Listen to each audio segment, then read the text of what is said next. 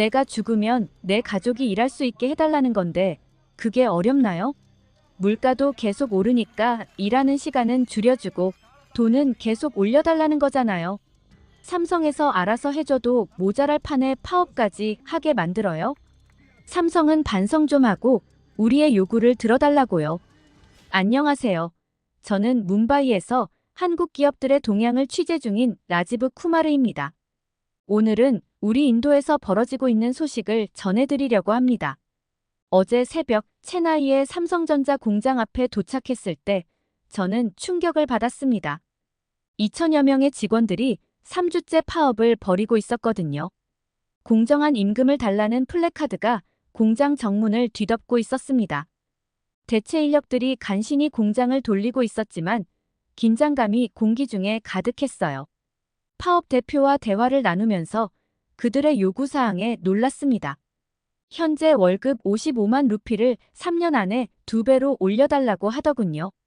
게다가 근무 시간도 주 6일 48시간에서 주 5일 35시간으로 줄이자고 합니다. 심지어 직원 사망 시 그 자리를 가족이 이어받게 해달라고 하니 정말 파격적이지 않나요? 삼성전자 관계자와 이야기를 나누면서 이 공장의 중요성을 실감했습니다. 연매출이 무려 1조 2천억 루피에 달한다고 하더군요. 이미 인도 법인 직원들의 급여가 주변 회사보다 2배 높다는 점도 강조했습니다. 취재를 이어가며 이 문제가 삼성전자만의 일이 아니라는 걸 알게 됐습니다. 현대차 공장에서도 임금 인상과 해고, 노동자 복직을 요구하며 생산 라인을 점거한 모습을 목격했죠. 포스코, 롯데 등 다른 한국 기업들도 비슷한 상황이라고 합니다. 우리나라 경제 전문가들과 대화를 나눠보니 글로벌 기업들 사이에서 인도 투자에 대한 우려의 목소리가 나오고 있다고 합니다. 제조 강국을 꿈꾸던 우리 인도의 미래가 불투명해지고 있는 건 아닌지 걱정이 됩니다. 삼성전자 본사에서도 이 상황을 심각하게 보고 있다고 합니다. 해외 직원 30%를 감축하는 계획을 검토 중이라는 소식도 들었어요. 우리 인도에서만 1,000명 정도가 영향을 받을 것 같다고 하니 정말 큰 변화가 올 것 같습니다. 이런 상황들이 삼성전자에 미치는 영향도 무시할 수 없어 보입니다. 3분기 영업이익이 크게 떨어졌고 세계 최고의 직장 순위에서도 1위에서 3위로 내려앉았다고 하더군요. 파업 현장에서 노동자들과 대화를 나누며 그들의 요구사항을 자세히 들어보았습니다. 라메시라는 30대 노동자는 눈빛을 빛내며 말했습니다. 우리는 단순히 더 많은 돈을 원하는 게 아닙니다. 우리의 노동에 대한 정당한 가치를 인정받고 싶은 거예요. 현재 월급 55만 루피를 3년 안에 2배로 올려달라는 요구는 처음 들었을 때 과하다고 생각했습니다. 하지만 라메시의 설명을 들어보니 이해가 되더군요. 물가는 계속 오르는데 우리 월급은 제자리 걸음이에요. 가족들을 먹여 살리기가 점점 더 힘들어지고 있습니다. 근무 시간 단축 요구도 놀라웠습니다. 주 6일 48시간에서 주 5일 35시간으로 줄이자는 제안이었죠. 프리아라는 젊은 여성 노동자는 이렇게 설명했습니다. 우리도 가족과 시간을 보내고 싶어요. 일과 삶의 균형이 필요합니다. 더 짧은 시간 일해도 생산성은 떨어지지 않을 거예요. 가장 논란이 되는 요구는 직원 사망 시 그 자리를 가족이 이어받게 해달라는 것이었습니다. 이에 대해 노조 대표 안일 씨는 이렇게 말했습니다. 우리 문화에서 가족은 매우 중요합니다. 한 사람이 일자리를 잃으면 가족 전체가 고통받게 돼요. 이 정책은 가족들에게 안정감을 줄 수 있습니다. 이러한 요구사항들을 들으며 저는 노동자들의 입장을 이해하게 되었습니다. 하지만 동시에 회사의 입장도 궁금해졌죠. 그래서 삼성전자 인도 법인의 관계자 라훌 씨를 만나 이야기를 나눠보았습니다. 라훌 씨는 먼저 이 공장의 중요성을 강조했습니다. 우리 체나이 공장의 연매출은 무려 1조 2천억 루피에 달합니다. 인도 경제에 큰 기여를 하고 있죠. 그의 말에 따르면 이 공장은 단순한 제조시설이 아니라 인도의 경제 성장을 이끄는 중요한 동력이라고 합니다. 임금 문제에 대해서도 라훌 씨의 설명이 있었습니다.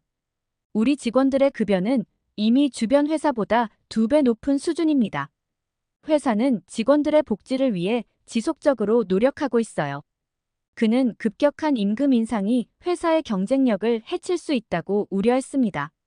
근무 시간 단축에 대해서는 신중한 입장을 보였습니다. 생산성을 유지하면서 근무 시간을 줄이는 것은 쉽지 않은 과제입니다. 하지만 직원들의 요구를 무시할 수는 없겠죠. 절충점을 찾아야 할 것 같습니다. 가족 승계 요구에 대해서는 난색을 표했습니다. 이는 회사의 인사 정책과 맞지 않습니다. 능력에 따라 공정하게 채용하는 것이 원칙이에요. 하지만 직원 가족들을 위한 다른 지원 방안은 고민해 볼 수 있겠네요. 이처럼 노사 양측의 입장 차이가 크지만 대화의 여지는 있어 보입니다. 라훌 씨는 우리는 직원들과 지속적으로 소통하고 있습니다. 양측 모두가 만족할 수 있는 해결책을 찾기 위해 노력하고 있어요. 라고 말했습니다. 취재를 이어가며 이 문제가 삼성전자만의 일이 아니라는 것을 깨달았습니다. 체나이를 떠나 현대자동차의 공장이 있는 첸나이로 향했습니다. 그곳에서도 비슷한 광경이 펼쳐지고 있었죠. 현대차 공장 앞에 도착하니 수백 명의 노동자들이 모여 있었습니다. 공정한 임금, 해고, 노동자 복직이라고 쓰인 팻말들이 눈에 띄었습니다. 비슈누라는 40대 노동자와 이야기를 나눠봤습니다. 우리는 단순히 파업을 하고 싶어서 이러는 게 아닙니다.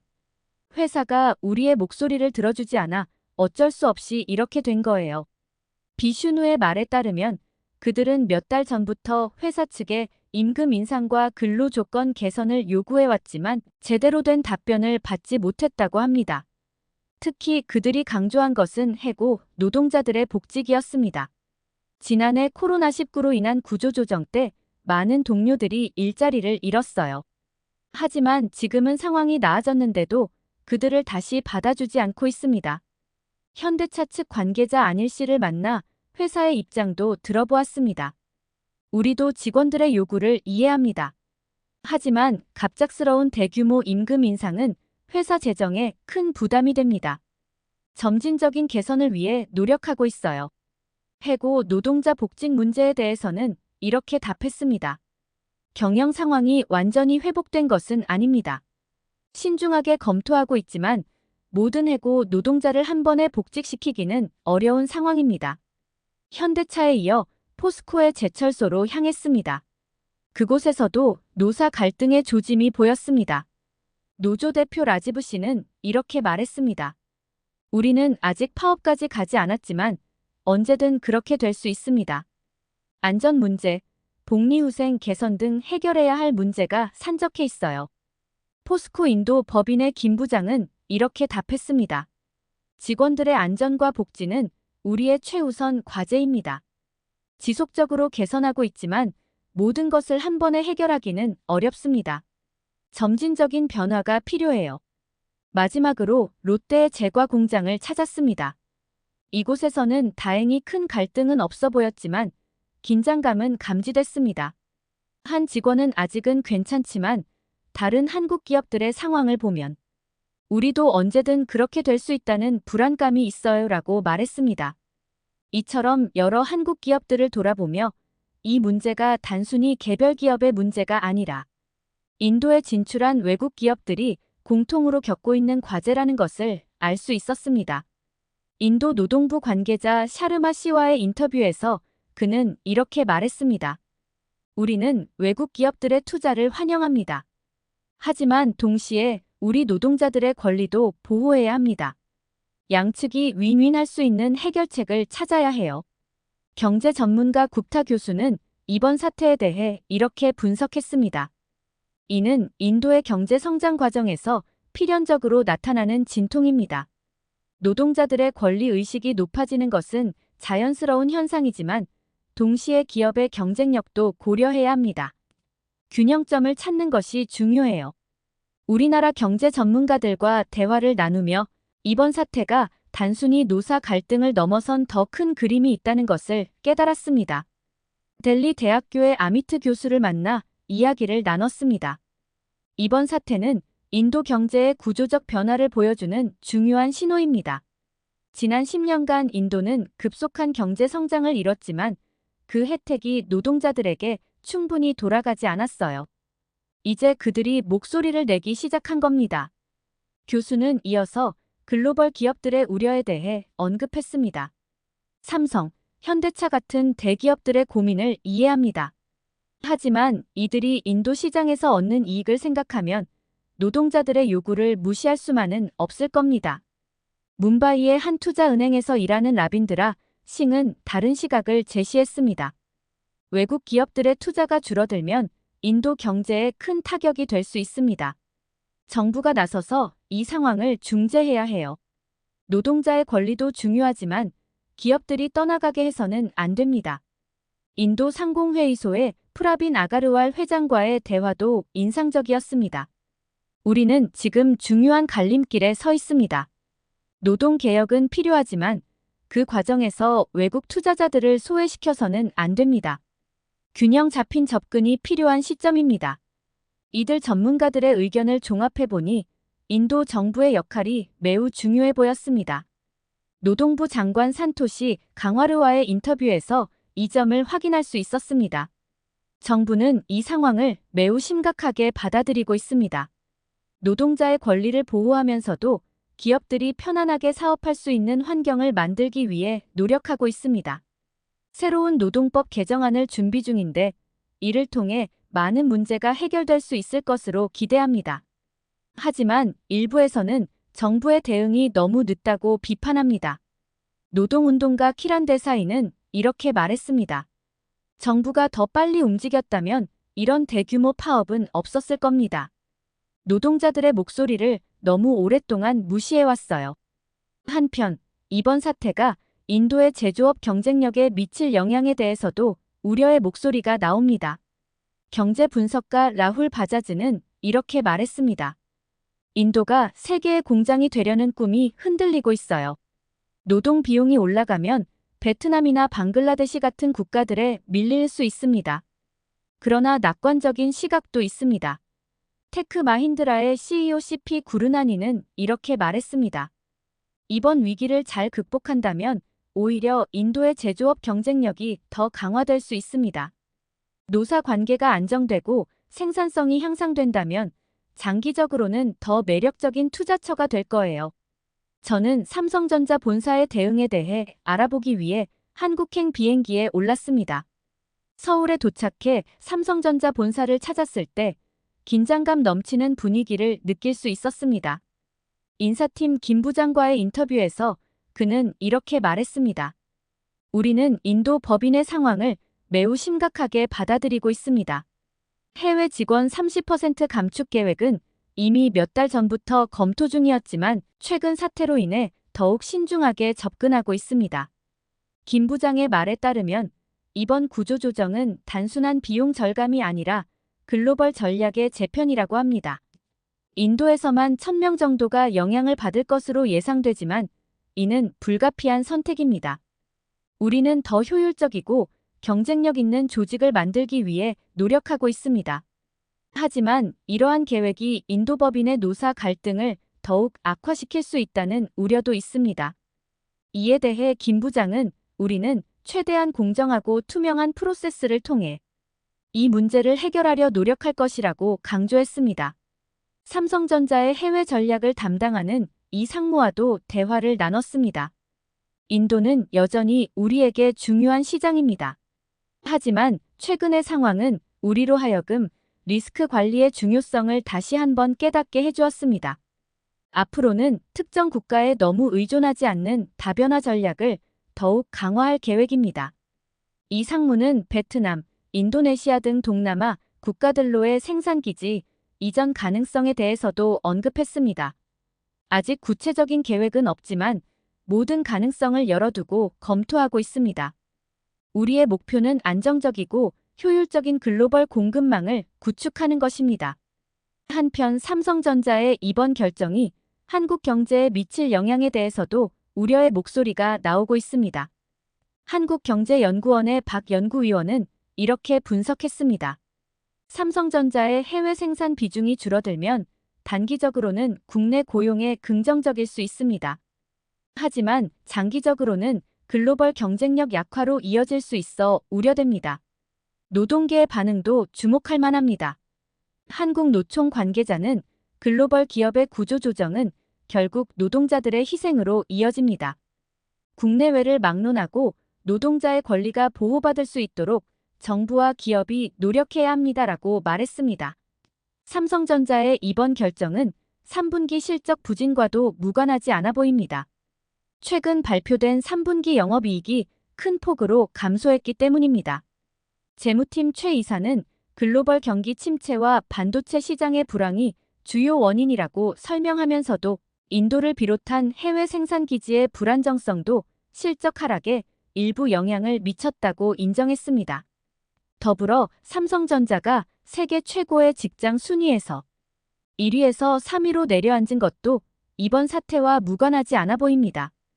HR 전문가 정 박사는 글로벌 기업으로서의 이미지에 타격을 입은 것은 분명합니다. 앞으로 이를 회복하기 위해 많은 노력이 필요할 것이라고 조언했습니다. 지난 몇 주간의 긴장과 협상, 그리고 숙고 끝에 새로운 국면이 열리고 있는 듯합니다. 삼성전자 인도 법인과 노조 측이 극적으로 합의점을 찾았다는 소식입니다.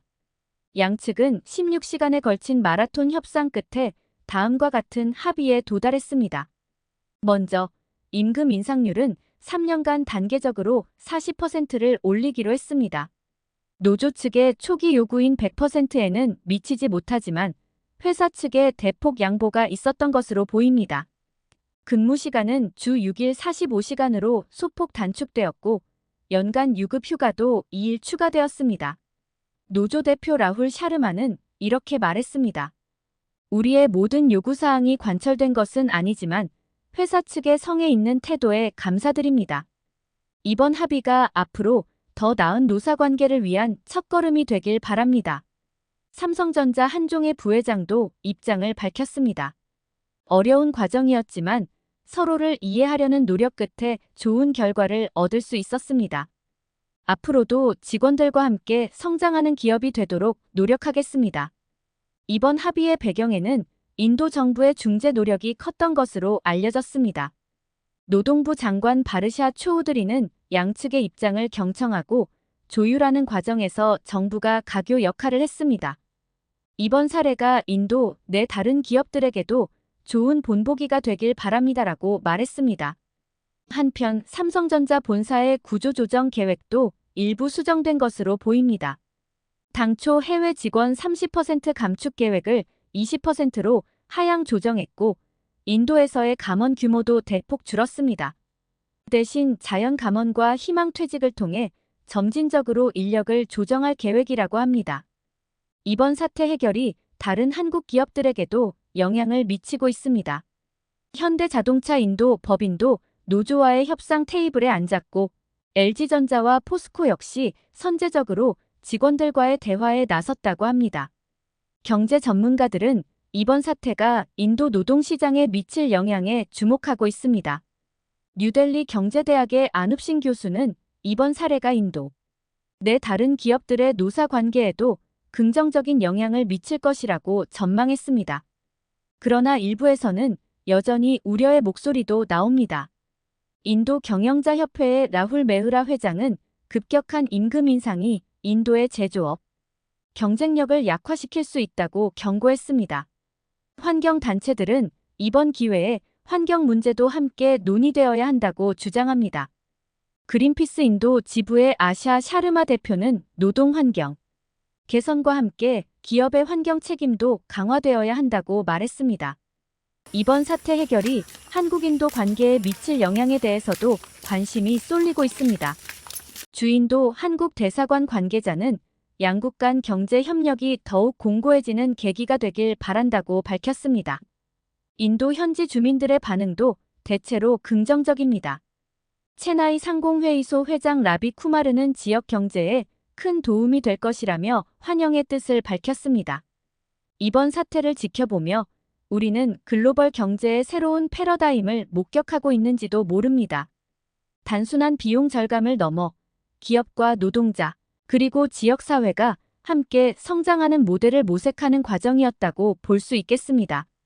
물론 이것이 모든 문제의 종결을 의미하는 것은 아닙니다. 앞으로도 노사 간의 지속적인 대화와 상호 이해가 필요할 것입니다. 또한 급변하는 글로벌 경제 환경 속에서 기업들은 끊임없는 혁신과 적응을 요구받을 것입니다. 이번 사태는 우리에게 많은 교훈을 남겼습니다.